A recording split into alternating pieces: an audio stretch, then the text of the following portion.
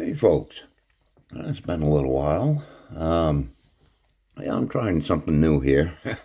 I had to do all my mapping on my Google Earth here, and it does have oh a media built into it, so you can make a movie with just the mapping. And I'm doing a voiceover with my phone, so I hope this all comes out. We'll see. Um, yeah, so basically, we're starting up here in Guilford. And the reason why I'm going to be zooming in on this giant cemetery here pretty soon. And a lot of the casket plaques that I found downstream, and you'll see that there's quite a few of them, um, I believe they came from this cemetery. Now, whether it was flooded out and parts of it got taken down with the river, or they were just discarded and thrown into the river. Um, I have found casket screws, so the potential that there were full caskets definitely could make it down through there. This part of the river right here, it's very deep, and that is only because of the dam that you see up in the top right-hand corner. Um, that dam is slated to be taken out. When, I'm not sure. I met some people from NOAA last year that were up there discussing it, so I'm guessing it's going to be relatively soon. And this area here is the furthest north of Hunted in the Piscatquis River, right up into Guilford. Once they take that dam out, everything behind that dam is going to come right down into this area. Which should keep most of it right on top. And how I made this video is I'm going to move a little bit at a time and stop in one spot so you can read all of the different things. Trying to move it constantly makes me a little nauseous. So yeah, I'll just stop here and I'm going to hover over some of those tacks that you see in there that are kind of muted out. That's just because there's so many in one area. And yeah, Richie and I and Kelly, we've had a bunch of people up in this area. It's been a pretty profitable area to hunt. The upper part of the river, or the upper shore, that is actually the inside of the river. And you'll find a lot more things will get caught on that. I know I've said it multiple times in my videos, but if you're ever getting into river hunting, you definitely want to, hug the inside. As we go downstream, you'll kind of see how that pattern shifts. If there's a big bend in the river or not. Right at this point here, you can see a lot of the casket plaques. I've turned in mostly all of them to the Historical Society. I still have a few more from last year I got to take up to them. Plus a nice little tag that I found. I'm going to be bringing over to them as well. Yeah, right down in that area there, Richie and we found quite a few print plates too. And I think every one of them have been for shoes. So there definitely, I don't know if there had been a shoe store up in that area, but there's usually a print shop in every town. And this is just down the river a little bit more. I'm going to be kind of taking you all the way down into Dover Foxcroft. That's where I'm going to kind of make it a two-part video. So right now we're just going to be kind of doing Guilford and Sangerville. Yeah, and the railroad, the old railroad, used to run just north of the shore up there on the top. I found one little spot where I found 50 lead bag seals all in one spot. And I hovered over a nickel-silver spoon. That was made by Rogers. A lot of those spoons are found. If you find them in the water and they're orange, look at them very close because they could be nickel-silver. Yeah, and this little part of the river here, it's deep and fast. So we really haven't been able to get into that part much. When they take the dam out, that's going to shrink this river about half its width. So at that point there, we'll be able to get into quite a few different spots. And this is another, example of the inside bend, and you can see where some things have collected on the inside. But the water, when it's running so fast, it will move things and kind of slingshot them to the outside of the bend. And in reality, that's still, the top part is still the inside bend of the river, as a full part of the river.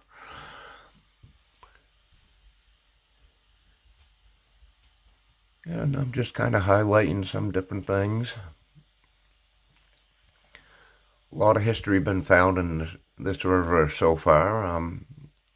In Dover, Foxcroft, back to the 1700s. I haven't found any 1700 things up here, I believe.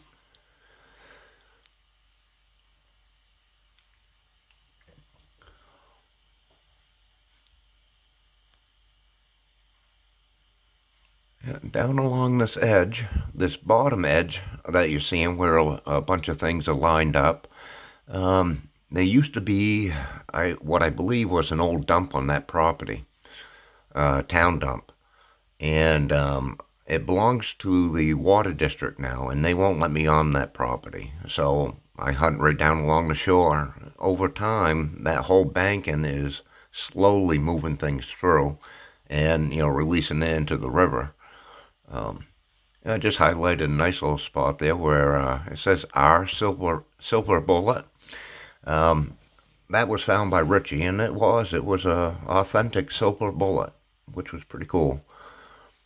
We've also found a couple of War of 1881 pickle hobs and plume holders down in that area. And up top, you can see where all the license plates are gathered. Yeah, just, I don't know if they threw them over the bank there or not, but yeah, we found quite a few in there, 5 or 6. Yeah, I usually don't talk this much, folks, so bear with me. Yeah, this is another spot of the river here where it's, in the summertime, it's fairly shallow. You can work it, but in the many years that I've hunted it, nothing of note out in the middle. Most of your good finds are going to gather on one side or the other of the river.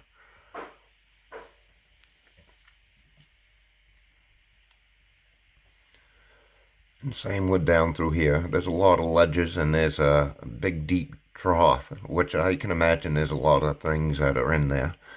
The lead horse that you see over to the right, I believe that was pushed up out of that trough. We had a relatively good flooding last year, so it moved things around. And that silver thimble down on the bottom, that was the 7th I found out of the river, and it was actually an eyeball find. The waters generally in this river are pretty clear, so, and I do tell people about 50% of my finds are eyeball finds. You just got to be observant and kind of look for things that don't belong. Sort of like back in Sesame Street. You just got to, and after a while, after you're looking there a while, your eyes do adjust and you'll start seeing things that just don't belong. There's rarely anything that's perfectly circle in nature. Same thing with square, rectangle, triangle, things like that. But you pick them up over time.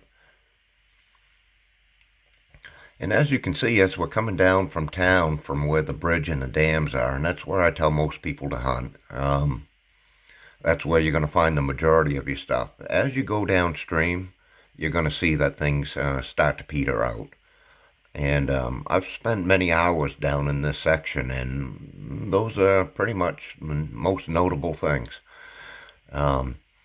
In this video, I didn't include the 400 to 500 fishing lures that I've pulled out of this river, the hundreds of spoons, forks, and knives, mostly spoons, out of this river, and the hundreds of old lead or pewter tops that would have gone on top of cork bottles. Found hundreds of those. Yeah, I didn't record all of those, and I'm not going to put them all in there. They're throughout this river, and it's a artificial lure river as it is, so I mean they're everywhere. This was the furthest south in Sangerville that I had hunted, and this was last year. That's where I found my last bell. I'm up to 153. It'll probably take another season or two, we'll see, to get 200, but I know they're in there. But this is quite a ways from town. I would say over a mile anyways. And you can still see that there are things out there. And to kind of show how powerful this river can be,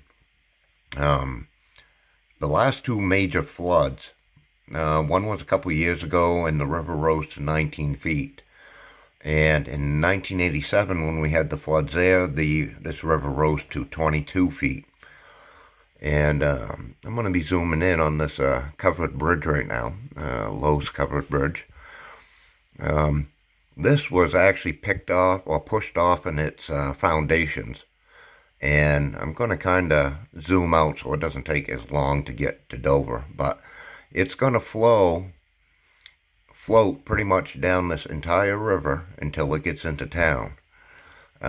Where it's going to end up meeting the Main Street Bridge and starting to fall apart. And then once it goes over the Essex Street Dam, that pretty much tore the rest of it apart. This is kind of zooming in. All of those finds that you're seeing right there is in between the dams in Dover Foxcroft. And that's going to be next week's video. I've got to go much slower. There's a lot of things in there. And yeah, kind of just hovering over it for a second. But yeah, I've spent, since 2021, 2022 in between those dams. And a lot of finds. They do plan on taking this bridge out, right up here on the top left. That's the Essex Street Bridge, and they're going to be doing replacement of that whole thing this year. So hopefully, putting in a coffer dam, it's going to lower part of this river. So might be able to get into some spots, but yeah, and this is kind of going down through and away from town. As you can see, things peter out like they normally do. And then this part here is in East Dover, and there used to be a dam here. And as you can see, a lot of things down through there, and then they end up petering out. All right, we'll see that next week. Thanks for watching.